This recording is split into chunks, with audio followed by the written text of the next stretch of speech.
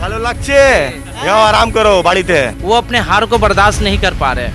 अब यहाँ पे ये माहौल को बिगाड़ना चाह रहे हैं कि यहाँ का माहौल एक दंगा में फसाद में फैल जाए, हिंदू मुस्लिम करके ये दंगा बढ़ाना चाह रहे हैं। अरे लोग हिंसा से मर रहे हैं, लोग तो सबसे ज़्यादा आज मर रहे तो कोरोना से मर रहे हैं। और ये कोरोना को जो फैलाने वाला जो काम किया है ये हमारे प्रधानमंत्री नरेंद्र मोदी ने किया। जो इंसान के लाशों के ढेर में चढ़ के वो जो सोचे थे कि बंगाल का तख्त में बैठ आएंगे, तो बंगाल का तख्त में बैठने से पहले बंगाल के अवाम ने उन्हें ऐसा उखाड़ा फेंका कि आने वाले 2024 में द लाइव टीवी, सच सबसे आगे। नमस्कार आदाब, मैं रजा अंसारी द लाइव टीवी पर आपका स्वागत है। पश्चिम बंगाल के चुनाव के ख़त्म होने के बाद लगातार हिंसा से जुड़ी खबरें अलग अलग मीडिया अलग अलग तरीके से चला रही है। परवेश वर्मा का आपने नाम सुना होगा, भारतीय जनता पार्टी के एमपी है, लोकसभा एमपी है दिल्ली से। उसने कहा है कि जो टीएमसी के जो एमपी है, मुख्यमंत्री है ममता बनर्जी, उनको लेकर कहा है कि आना तो दिल्ली ही पड़ेगा, और साथ ही साथ ये भी कहा है कि दिल्ली आएंगे तो इनडायरेक्टली कहा है कि देख लेंगे। पता नहीं, वैसे ही इस बंदे ने शाहीन बाग को लेकर भी कहा था कि मुस्लिम महिलाओं का रेप करो। उसके बाद फिर ये भी कहा था कि जो लोग हैं उनके साथ जो है उनका मर्डर कर दिया जाए, गोली मार दिया जाए। न जाने किस तरह के इतने शब्दों का प्रयोग हुआ था। तो यहाँ पर कुछ साथी है, उनसे जानेंगे। पश्चिम बंगाल का चुनाव शेष हो गया, फिर ये हिंसा की खबरें क्यों आ रही है, और इस पर परवेश वर्मा जो है, जो एमपी है लोकसभा के बीजेपी के, उसने कहा है कि ममता बनर्जी को और ममता बनर्जी के सांसदों को तो आना दिल्ली पड़ेगा, तो इनडायरेक्टली डरा दिया है कि आओगे तो देख लेंगे। देखिए, सबसे पहले बंगाल के लोगों ने जो बीजेपी को चाटा मारा है, वो चाटा का गूंज वो लोगों के कानों में दिल्ली तक गूंज रहा है। वो लोग बुकलाहट में और शर्म से इतने माने ऐसा चाटा मारा है कि वो लोग आने वाले 10 सालों में वो लोग बंगाल में आने में सोचेंगे। और उसके बाद ये तरह तरह के अफवाह की हिंसा हो रहा है, यहाँ पे लड़ाई हो रहा है, झगड़ा हो रहा है। 2 तारीख से पहले जो बीजेपी के लोग आते थे, मेहमान जो हेलीकॉप्टर से जेट से सब आ रहे थे कि ये करेंगे वो करेंगे, 2 तारीख के बाद टीएमसी वाले को पकड़ के मारेंगे, तुम टीएमसी करते हो तुमको मारेंगे। जो लोग सेंट्रल फोर्स को ले जाकर घरे घर घुस कर टीएमसी वाले को डरा धमका रहे थे, अब 2 तारीख के जब उन लोगों का हवा निकल गया सारे बंगाल से, तो उसके बाद अब ये लोगों के पास तो कुछ बचा नहीं है। ये बीजेपी के आदमी, आरएसएस के लोग हैं जो हार गए हैं, ठीक है, वो कुछ ना कुछ करके जिस सोचते हम लाइमलाइट में रहें। जैसा नड्डा जी आ जाए, आने के बाद उन लोग को तो चाहिए कि हट्टा मीडिया मेरे साथ रहे। जैसा उनका बिका हुआ गोदी मीडिया तो हमेशा साथ में रहता है, पिछले 3 महीना से साथ में थे वो लोग। को च्यवनप्राश बना के खिला रहे हैं। जी हाँ, वो उनको अगर वैक्सीन के बारे में बोले तो वो बोलते कि गोमूत्र पी लो आप ठीक हो जाएंगे। लाश गिर रही है, ऑक्सीजन की कमी है, मीडिया इस पर कोई बात नहीं करती है। वो सीधा मीडिया को तो हिंदू राष्ट्र चाहिए ना, तो हिंदू राष्ट्र तो बन गया, तो लाश तो उठ रही है, सर का मीडिया का तो काम है कि सरकार से आप सवाल करो। वो सवाल नहीं करके बल्कि उसी का गुण गा रही है। अरे भाई आप सवाल करो, कितना लाश उठेगा? ऑक्सीजन से बिगड़, ऑक्सीजन नहीं है, मगर हम आत्मनिर्भर भारत एकदम बना के रखे हैं। 1 साल टाइम मिला तो स्टेडियम बना दिए, अब पार्लियामेंट की बिल्डिंग बना रहे।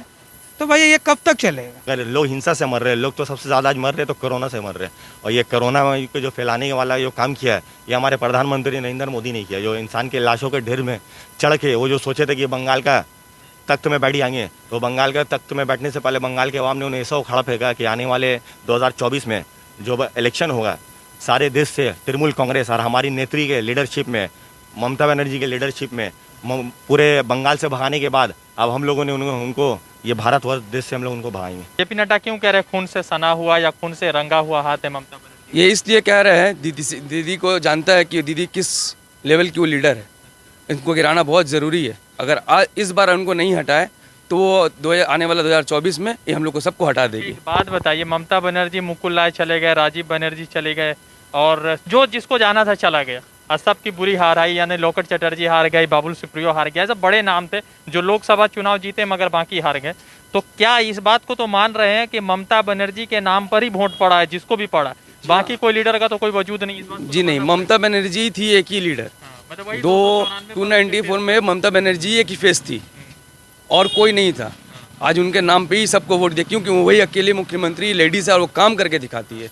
इसके अलावा और कोई नहीं, कोई जा रहा, कोई फर्क नहीं है। देख, फर्क पड़ता तो ये आज 216 सीट 100 सीट नहीं आता। आपको भी पता है 2004 में 14 में क्या था, 2016 में क्या था, और 2021 में क्या आया। इन लोग सिर्फ एक तो बना के रखा है कि कैसे करके ममता बनर्जी को हटाना। हार हो गया है, बोलता ना रस्सी टूट गई, कमर टूट गया, रस्सी नहीं, बल नहीं टूटा, वही वाला कहाँ किस्सा आ गया। तो ये लोग अभी भी हार नहीं मान रहे, ये लोग मान रहे अभी भी कैसे करके ममता बनर्जी को हटाए, झगड़ा लड़ाई कर दे और राष्ट्रीय शक्ति 5% ये लगा करके और उसको ममता बनर्जी को अभी भी हम लोग बैंड करें, मगर वो हो नहीं पाएगा। तो अब क्या क्या बोलेंगे, क्या सच और रहा छोटा मोटा लड़ाई झगड़ा आपस में हिंसा वो होते रहता है, पर उसको बड़ा पैमाने के तरीके से उसको झूठ बोलकर पूरा प्रचार करना और अपना हार को पर्दा ढाकना, तो ये तो बंगाल का पूरा देश देख चुका है कि बीजेपी को बंगाल के अवाम ने किस तरह रिएक्ट किया है। 2 तारीख से पहले वो लोग का बड़ा बोल, वो लोग का सब जितना सारा घमंड सब चकनाचूर हुई है। मैं बार इसलिए अब पहले भी बोले कि 2 तारीख के बाद से जब यहाँ ईवीएम मशीन खुलेगा तो हर तरफ जोड़ा पुल ही नज़र आ गया, और उसके बाद अब जो हुआ ये हाल, तो ये पद्मपुर समझिए उनका मुरझाई है। और आपके माध्यम से सारे बंगाल के अवाम को मैं सैल्यूट करता हूँ, मैं नमन करता हूँ कि बंगाल के अवाम ने जो फैसला लिया है और जो आने वाला 2024 में जो रास्ता दिखाया है पूरे देश को, ये इसे देश को समझे, ये ढोंगी पाखंडी नाटकबाज सरकार को पूरे देश से अब उखाड़ के उनको फेंकने का वक्त आई है। बात बताइए क्यों ये दंगा शुरू हुआ? क्या लगता है कि भाजपा हार का बदला ले रही है या ममता बनर्जी के लोग बदला ले रहे हैं? ये बात ये है कि मोदी का पास कोई विकल्प नहीं बचा आज के डेट में। तो इस तरह का मामला इलेक्शन पीरियड का मामला है कि दिलीप घोष 2 मई के बाद ये करेंगे, उमेश राय 2 मई के बाद ये करेंगे। आज जो भी हो रहा है बंगाल के अंदर में, ये सब के पीछे यही लोग हैं। उन लोग को पता था शायद कि हम लोग हारने वाले हैं, तो इस तरह का ये फैला देते हैं और वही चीज़ वो लोग किए हैं, और इस चीज़ में कम अवश्य कामयाब भी हो रहे हैं। आगे इस तरह का इल्ज़ाम लगा रहे हैं, करने वाले भी वही लोग हैं। मतलब यही खुद कर रहे हैं और खुद इल्जाम। जी यही कर रहे हैं, यही इल्ज़ाम लगा रहे हैं।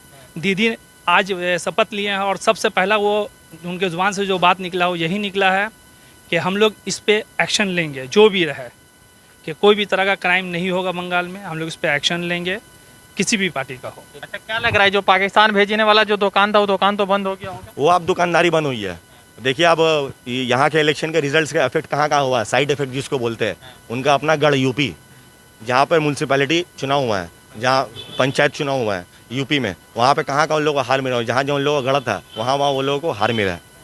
तो ये साइड इफेक्ट हुआ बंगाल के इलेक्शन रिजल्ट का, आने वाला पूरे हिंदुस्तान में भी यही होने वाला है। तो जेपी नड्डा जो बोल रहे कि यहाँ बंगाल खून से रंगा हुआ है, वो अपने हार को बर्दाश्त नहीं कर पा रहे। अब यहाँ पे ये माहौल को बिगाड़ना चाह रहे हैं कि यहाँ का माहौल एक दंगा में फसाद में फैल जाए, हिंदू मुस्लिम करके ये दंगा बढ़ाना चाह रहे हैं, जो बंगाल के अवाम इसको कभी एक्सेप्ट नहीं करेंगे। और उसके जवाब 2 तारीख को बंगाल का अवाम दे चुका है उसे। यहाँ के अवाम एक यूनाइट है, ना हिंदू ना मुस्लिम, सिर्फ अपने शांति के लिए हिंदू बंगाल को देखना चाहता है, और उस वजह से उसको यहाँ से भगाया गया है। और एक बात बताइए कि क्यों कह दिया जेपी नड्डा ने कि खून से सना हुआ है, तो उसका तो पलटवार होना चाहिए।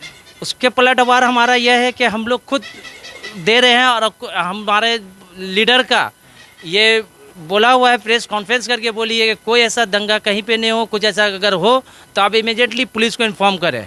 अगर हमारा लीडर अगर ऐसा करती तो हम लोग को ये इंडिकेशन नहीं देती प्रेस कॉन्फ्रेंस करके कि नहीं तुम लोग मारो। वो हमेशा बोली कि दंगा से हमेशा वो बदलाव चाहिए, बदला नहीं चाहिए। और आज भी बंगाल के लिए वो उन्नति के लिए ही काम कर रही है। जितने उसके पीछे लगा गया है, फिर भी वो सबको भुलाकर यही चाह रही है कि बंगाल के लोग के लिए हम अच्छा करें, देश के लिए हम अच्छा बने। कि ये दंगा क्यों हो रहा है? क्योंकि जेपी नड्डा ने कह दिया कि ममता बनर्जी का हाथ खून से रंगा हुआ है। फिर उसके बाद एक और बयान दिया गया कि जो लोग मरे उसके एफआईआर की कॉपी होगी, और सेंटर पूरी चीज़ों को देख रहा है। तो ये लोग दिल्ली में कहाँ थे जब दिल्ली में फरवरी के इलेक्शन में बीजेपी हारती है, फिर फरवरी के एंड फरवरी में दंगा होता है, फिर उसके बाद 2002 का गोधरा कांड भी लोगों के मन में अब फिर से चलने लगा। तो उस वक्त ये लोग कहाँ थे जो आज जो है बंगाल की हिंसा जो कोई लोग भी कर रहा है, या टीएमसी कर रहा है या बीजेपी कर रहा है, ये तो है कि गलत हो रहा है, जो कोई भी कर रहा है, मुझे नहीं पता कौन कर रहा है, मगर ये लोग उस वक्त कहाँ थे? देखिए सबसे पहले तो ये लोग का हाथ तो खुद से रंगा हुआ है, चाहे वो 2002 का कांड ले लिए या आप दिल्ली वाला कांड ले लिए, उन लोग मासूम बच्चों का, माँ बहनों का, ये लोगों का खून से हाथ रंगा हुआ है। और बंगाल के बारे में जो हिंसा का बोल रहे हो, तो अपना हार में माने कवर करने के लिए अपना हार को, शर्मसार जो हार मिला बंगाल के अवाम से, ये कवर डालने के लिए झूठ सच बोल रहे हैं। अभी आप लोग सुने होंगे बीरभूम में बोला कि 4 महिलाओं के साथ बीजेपी के रेप हो चुका है और उन्हें मारा गया है। तब ये खबर का पड़ताल हुआ तो ये खबर निकलता है ये सारा बीजेपी का IT सेल का बनाया हुआ, ये सारा सरासर फेक है। एक बात बताइए, आप लोग बार बार हवाई चप्पल कर रहे हैं, तो मोदी जी भी तो बोल रहे हैं कि हम चाय वाले हैं, तो फिर तो बात तो एक ही होगी, दीदी का भी थोड़ा हवाई चप्पल का। दीदी हमारे एक साधारण लीडर है, वो गरीब के साथ रही है और ग्रास रूट से वो लीडर बनी है। वो किसी बड़े पॉलिटिकल अयोध्या में इतना दिन भी यकीन। मोदी जी जो भी बोले हैं वो पूरे फेक है। आप उनके इंक्वायरी कीजिए, वो बोलते हैं कि हम चाय बेचकर आए हैं, झोला लेके आए हैं, खाली निकल जाएंगे। उनका हर एक वो बड़े लोग का दलाल बने हुए हैं। और दीदी के लीडरशिप जो बंगाल के गरीब के साथ है। क्या लग रहा है कि पश्चिम बंगाल ने एक रास्ता दे दिया है 2024 के लिए? यकीनन पूरा हम लोग तो शुरू से बोलते हुए आ रहे हैं कि इस बार हमारा जोड़ा फूल बंगाल में नहीं सिर्फ पार्लियामेंट में खिलेगा और 2024 में हम लोग बंगाल के बाद पूरे देश से बीजेपी सरकार को हमारी नेत्री ममता बनर्जी बाहर भेजाने वाली है। क्या लग रहा है, पश्चिम बंगाल में तो जीत गए मगर फिर भी जो हार वो लोग बर्दाश्त नहीं कर रहे। अब किस तरह का इल्ज़ाम, खून में सना हुआ है, बनर्जी की पुलिस मार रही है, दीदी जो है खून से खेल रही है होली, इस तरह से चल रही है। भैया अभी हम लोग को कोविड से लड़ना है। दीदी ने कहा है कि कोविड से लड़ना है, ठीक है। और वो तो खुद दंगा पार्टी है बीजेपी। वो तो जहाँ जाती है वहाँ दंगा कराने की कोशिश करती है, इलेक्शन से पहले चाहे इलेक्शन के बाद। आपने बोला ही कि दिल्ली में वो क्या किया, तो इसी तरह वो चाह रही है कि यहाँ भी कोई हिसाब से दंगा कर दे। जब बंगाल की जनता ने उन्हें नकार दिया तब वो चाह रही है कि ये सब बोल के हम कुछ करें, मगर ऐसा कुछ होने वाला नहीं है। दीदी ने साफ कहा है कि अभी हमको कोविड से लड़ना है।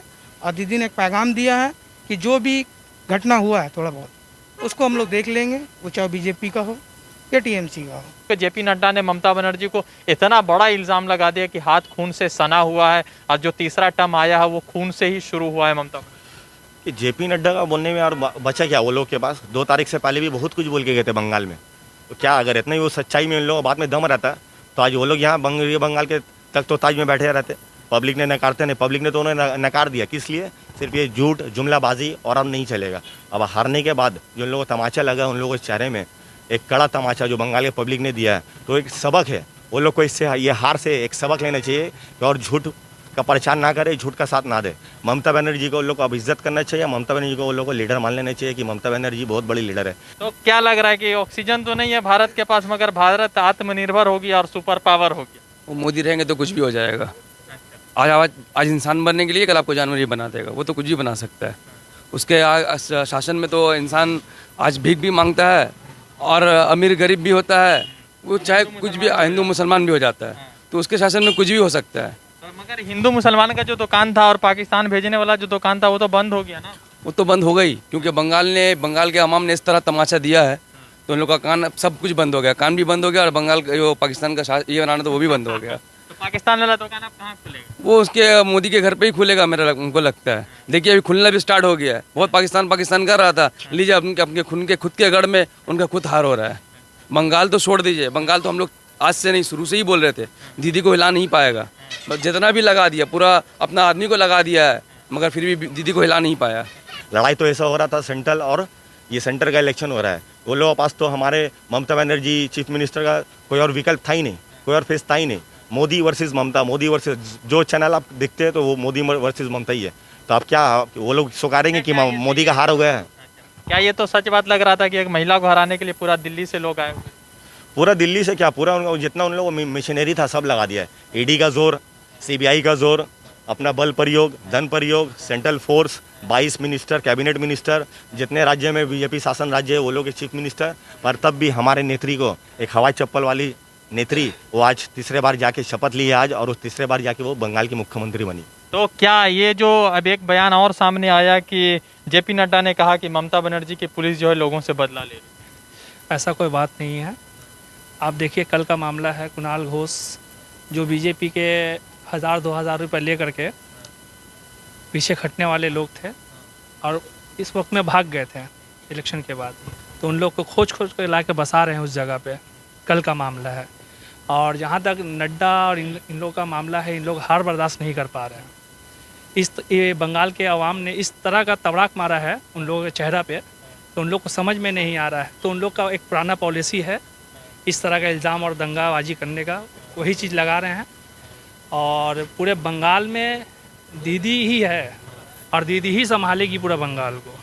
आप लीडर हैं या कोई और लीडर है, उससे तो ममता को कोई फ़र्क नहीं पड़ता। ममता बनर्जी के नाम पर 292 सीटों पर वोट पड़ा है। या कोई भी व्यक्ति अगर ये कह रहा है कि हम दीदी को वोट दिलाए तो ये तो कहीं ना कहीं गैर मुनासिब बात होगी। देखिए 2 तारीख के बाद ये पूरा स्पष्ट हुई है, ये साफ हुई है कि एक ही पैसे हमारे बंगाल की नेत्री में, हमारे बंगाल की सियासत में और तृणमूल कांग्रेस में जिसको देखते हुए लोगों ने वोट दिया है, बड़े तादाद में हम लोगों को मैंडेट मिला है, वो फेस ममता बनर्जी है। तब कोई किसी को भी खड़ा करते तो जीते। ममता बनर्जी अगर किसी को भी खड़ा कर दे तो वो जीतते ही जीतते, क्योंकि 294 सीट है। एमएलए कैंडिडेट अलग अलग नाम के हो सकते हैं, पर लोगों ने वोट दिया सिर्फ और सिर्फ ममता बनर्जी को देखते हुए। और मैं आपके माध्यम से ये मैं शुभेंदु अधिकारी से पूछना चाहूँगा, गद्दार पहले तो वो गद्दार भी थे और वो चोर भी हो चुके हैं, क्योंकि 2 तारीख के बाद सारा देश जान चुका कि वो 1 नंबर के चोर है। इस तरह चोरी से वहाँ पे जहाँ पे काउंटिंग हो रहा था वो लोड शेडिंग करते हैं, आरओ रिटर्निंग ऑफिसर को माथे में कानपट्टी में बंदूक रख के डरा धमका कर वो गिनती में घोटाला कर सकते हैं। तो वो पूरी जनता आप जान चुकी है, वो गद्दार तो थे पहले और वो चोर भी हो गया। मैं उनसे पूछना चाहता हूँ आपके माध्यम से कि उन्होंने वादा किया था कि मैं नेत्री को 50,000 वोट से हराऊंगा वरना सियासत छोड़ दूंगा। मैं उनसे पूछना चाहूँगा, अगर वो अपने बाप के बेटे हैं तो सियासत छोड़ के देगा, क्योंकि वो 50,000 वोट से तो जिताने पाए, वो तो उनका सपना था। वो तो हारते हारते समझिए चोर दरवाजे से अपने आप को विजय की कोशिश कर लिया। आखिरी में खेला गया, पूरा बिहार वाला खेला वो खेल लिया, पर अगर वो अपने बाप के बेटे तो सियासत छोड़ के दिखाए, वो अपने बात में वो खड़े रहे। चलिए, मगर सवाल बहुत इंपॉर्टेंट है कि शुभेंदु अधिकारी ने ममता बनर्जी से कहा था कि अगर 50,000 वोट से कम से हराएंगे, पहले तो 1 लाख कहा, मगर फिर उसके बाद 50,000 का सियासत छोड़ देंगे। मगर अब शुभेंदु अधिकारी सियासत छोड़ेंगे, अब तो सियासत के वो मजे लूटते नजर आ रहे हैं। मगर सवाल यह है कि पश्चिम बंगाल का राजनीति का जो चुनाव था वो खत्म हो गया। अब पश्चिम बंगाल में शांति की दरकार है। जिस तरह से बीरभूम, जलपाईगुड़ी, फिर उसके बाद कुछ जगहों पे जो है आरामबाग में कुछ ऐसी खबरें आई हैं जहाँ पे तोड़फोड़ किया, इस बात को नकारा नहीं जा सकता। मगर सवाल यह है कि कौन करवा रहा है, क्यों करवा रहा है, किसका फायदा। वैसे हमेशा से कहा जाता है कि दिल्ली में जिस तरह से 2020 में सरकार भाजपा की नहीं बन पाई थी, तो उसके लेकर 29 तक जो है 23 फरवरी से लेकर 29 फरवरी तक दंगा की अलग अलग सूरत देखने को मिली थी। तो क्या पश्चिम बंगाल भी उसी किनारे, उसी दहलीज पर ले जाने की कोशिश जारी? अब जनता डिसाइड करेगी। 21 से तो बंगाल से सफाया हुआ, क्या 24 में भी ऐसा कुछ चमत्कार होगा या प्रधानमंत्री नरेंद्र मोदी बने रहेंगे, वो जनता डिसाइड कर देगी। मगर इतना तो जरूर है कि जबरदस्त चोट लगा है बंगाल से, और ये चोट जो है उभरने में काफी साल लगेगा। रज़ा अंसारी की रिपोर्ट द लाइव टीवी के साथ जुड़ते हैं दूसरे अपडेट के साथ। धन्यवाद। द लाइव टीवी, सच सबसे आगे।